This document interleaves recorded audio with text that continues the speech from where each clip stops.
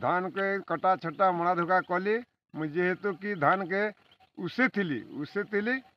कर खला ने सुखे थी तापर मुझे खेत उपर शोई जे फर फार कला के देखीदेली जे डंगर डंगर बारी दिशुचे बड़े बड़े हाथी एवा बोलिक भयंकर लग गोटे लोग थी मुझे कले कल चाबी खोलिक घर भितर लुकीदेली तापर देखीदेली हाथी मोर 10 पकड़ी धान के सब खत्म खाई दी आम गज जाम गज के डाल पतर सब भंगे दी फुक्का दी हाथीटा चलीगला मुझे भयंकर भितर घर भितर रहीगली धान सीजे थीनु ताके सुखे थीनु खलारे से धान के आसिक राति ने सुखाला धान के सब खाईदेला